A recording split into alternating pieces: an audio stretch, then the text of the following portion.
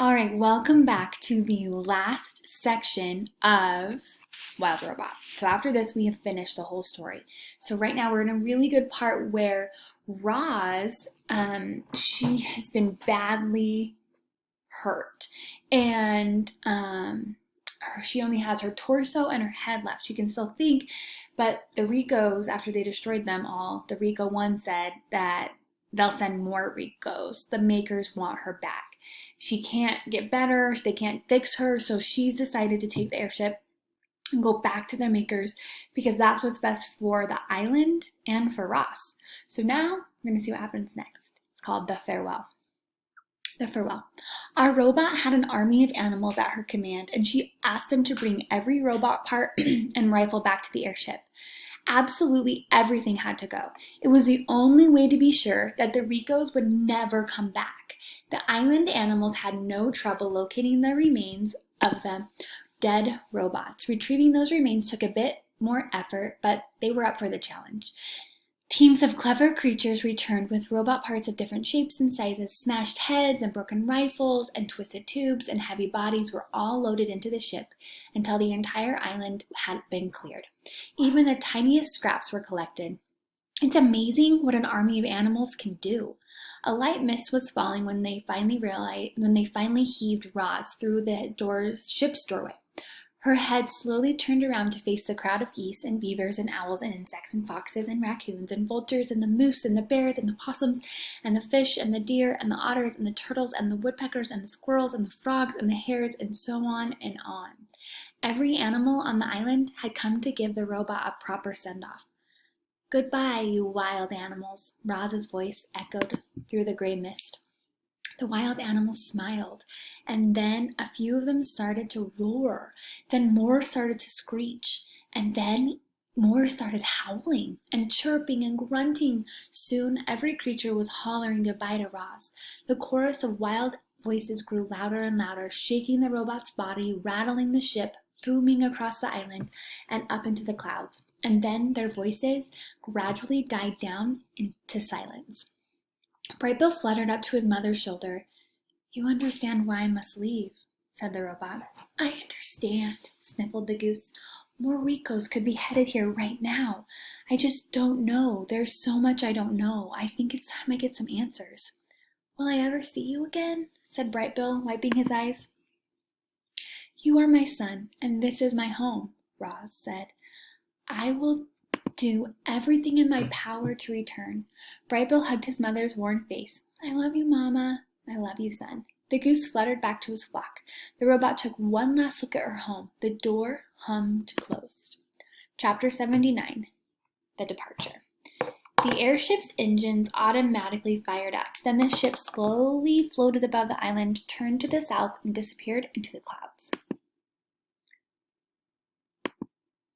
Chapter 80. The Sky.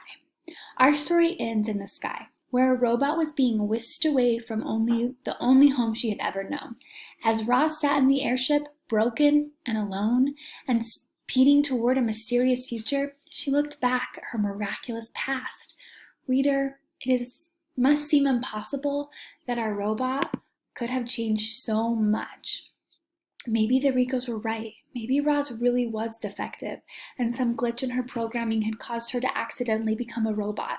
Or maybe Roz was designed to think and learn and change, and she had simply done those things better than anyone could have imagined. However it happened, Roz felt lucky to have lived such an amazing life, and every moment that had been recorded in her computer brain, even her earliest memories, were perfectly clear. She could see the sun shining through the gash in her crate. She could hear the waves crashing against the shore. She could still smell the salt water and the pine trees. Would she ever hear and smell those things again? Would she ever again climb a mountain or build a lodge or play with a goose? Not just a goose, a son. Brightbill had been Roz's son from the moment she picked him up. She saved him from certain death, and he had saved her. He was the reason Roz had lived so well for so long. And if she wanted to continue living, if she wanted to be wild again, she needed to be with her family and her friends on her island.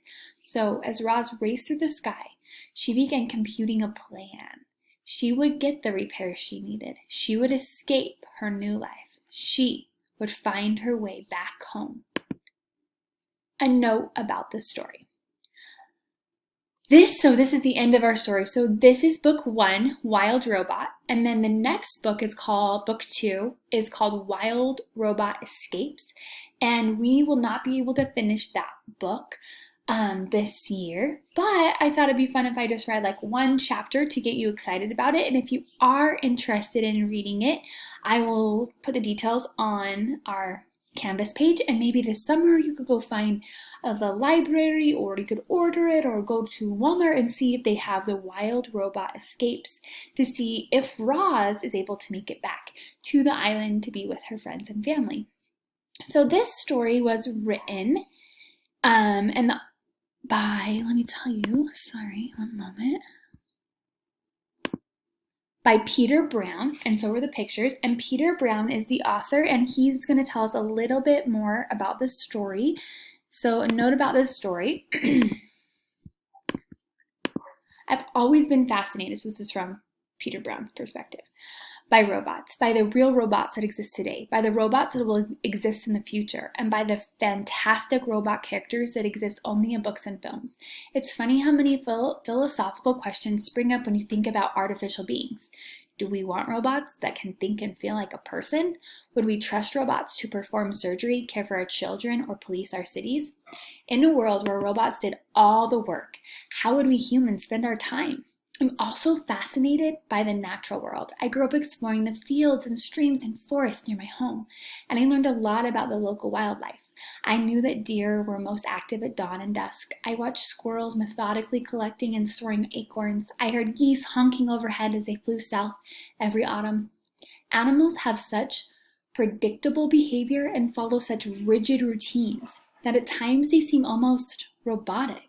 And somewhere along the line, it occurred to me that animal instincts are kind of like computer programs. Thanks to their instincts, animals automatically run from danger, build nests, and stay close to their families. And they often do these things without thinking, as if they've been programmed to perform specific actions or specific times. Surprisingly, wild animals and robots actually have some things in common. These kinds of thoughts have filled my imagination for most of my life. And then, a few years ago, I started scribbling down words about a robot and some wild animals. I couldn't stop doodling pictures of a robot in a tree. I started asking myself odd questions. What would an intelligent robot do if she were standing in the wilderness? How might she adapt to the environment? How might the environment adapt to her? Why am I referring to this robot with words like she and her? And for that matter, why do we have so many science fiction writers given genders to so many of their robot characters? An image of a robot named Roz was slowly forming in my mind. I could see her exploring on a remote island. I could hear her communicating with wild animals. I could feel her becoming part of the wilderness. And after years of imagining and writing and drawing, I realized I had the ingredients for a robot nature story. So I drove out to a cabin in the woods, opened up a fresh notebook, and began working on the Wild Robot. So Peter Brown had some schema about robots, he had questions, and then he had questions about nature, and he took those two ideas together and created this really interesting fictional story. So I want you to think, what are some things you have questions about? What are you really interested in? Could you create a story like Wild Robot? If you do, I'm excited to read it. All right, it was nice reading Wild Robot 2 today. I'm going to put down below this section, chapter 1, maybe chapter 2, of the Wild Robot Escapes to see what happens with Roz next.